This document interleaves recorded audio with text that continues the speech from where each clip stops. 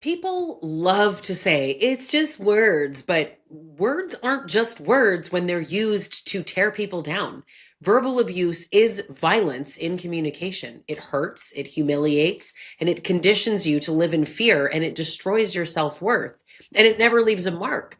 October is Domestic Violence Awareness Month, and to honor that, I'm continuing my series, The 8 Types of Abuse. Part 1, we did physical abuse. In part 2, sexual abuse. In part 3, psychological abuse. And today, part 4, we are talking about verbal abuse.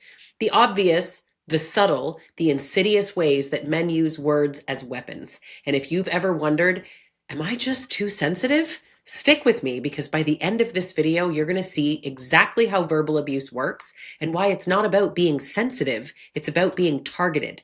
I'm Lisa Sonni. I'm a toxic and abusive relationship expert, author, and coach. I help women break trauma bonds, leave abusive men, and rebuild their lives. This series is about naming the things that you lived through, but maybe you couldn't explain.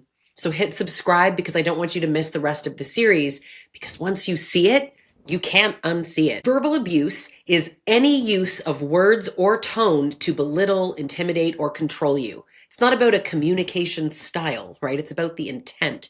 It's using language as a weapon to make someone else smaller.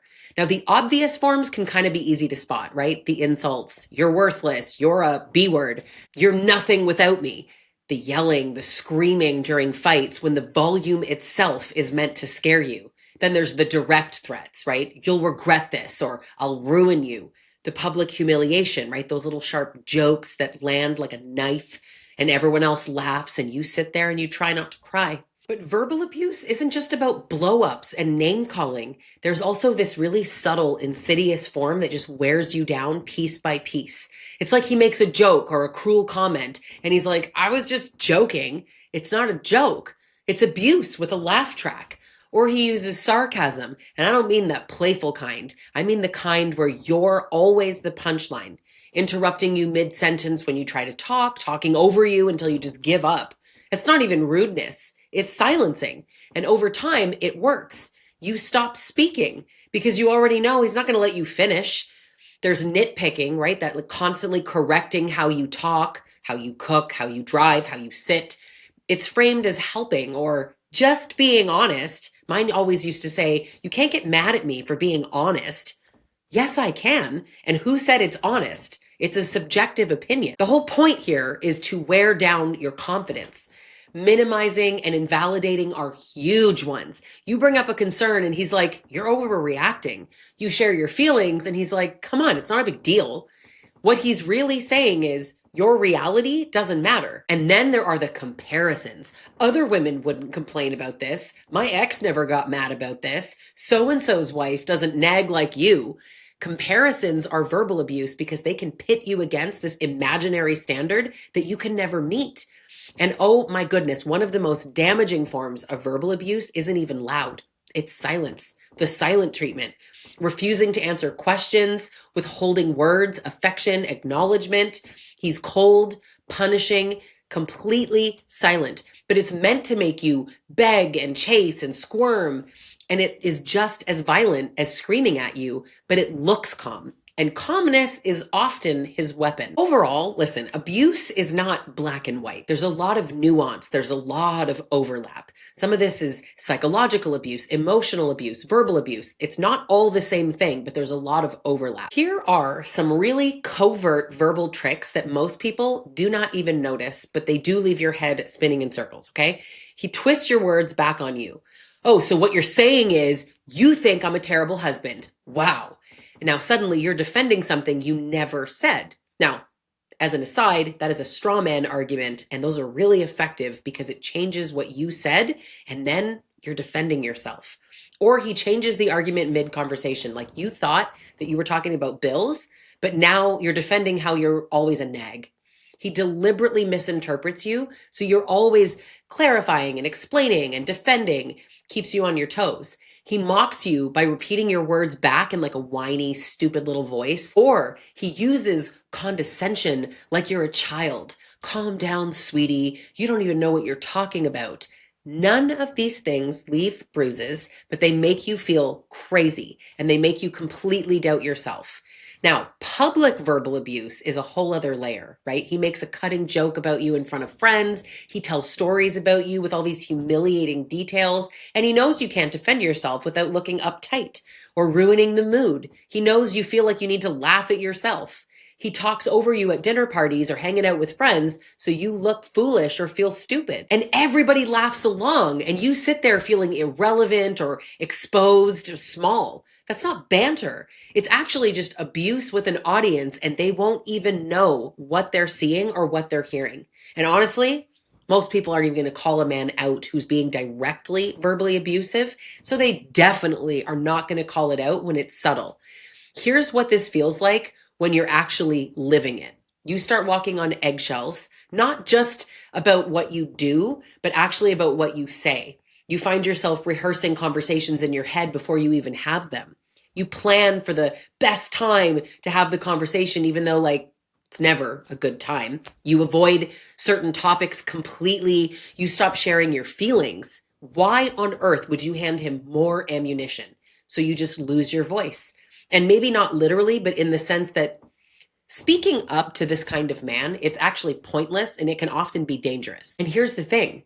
Verbal abuse is not harmless. Words have power and meaning. It leaves real damage.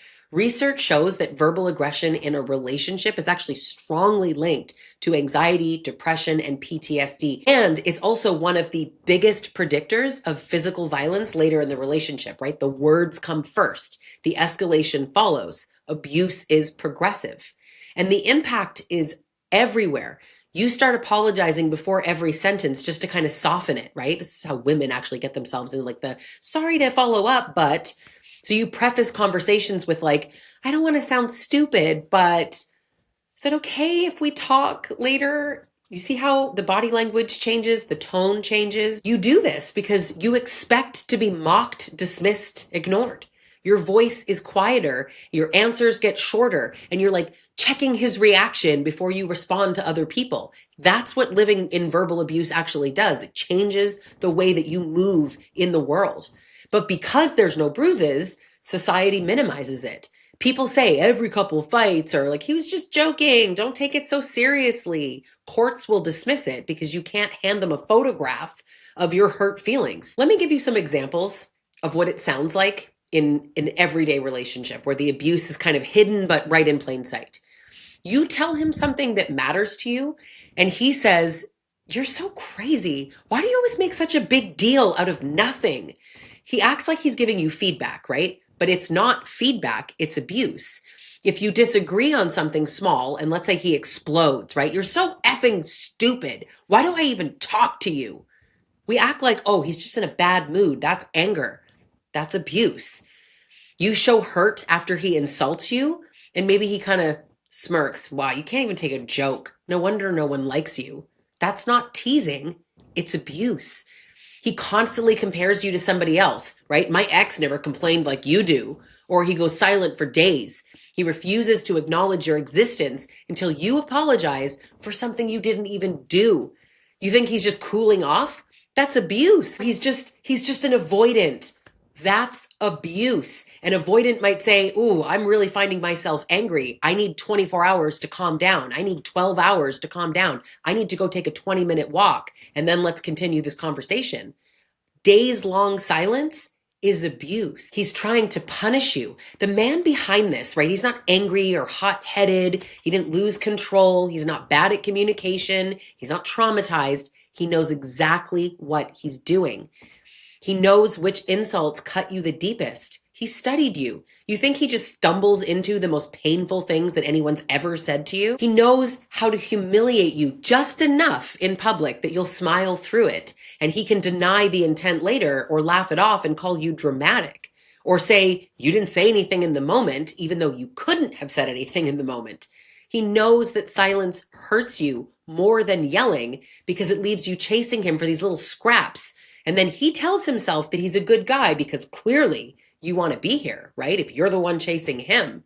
He studies your insecurities. He knows your sore spots. He uses them. And in fact, a lot of these guys, they enjoy that double hit, right? Hurting you and then making you question yourself for being hurt. That's the mind game. Some of these abusive men, not all, but some, are very downright sadistic. So let me be clear. If you have been mocked, insulted, silenced, made the butt of jokes, name called in your relationship, you were not being oversensitive. That's abuse. Verbal abuse is violence in communication. And like all abuse, it's about power and control. This is part 4 of the 8 types of abuse. In part 5, I'm going to break down financial abuse, which is one of the most common ways that abusers trap women and one of the least talked about. And trust me, once you hear how financial abuse really works, all the intricate parts, you'll understand why so many women say they can't leave even when they want to.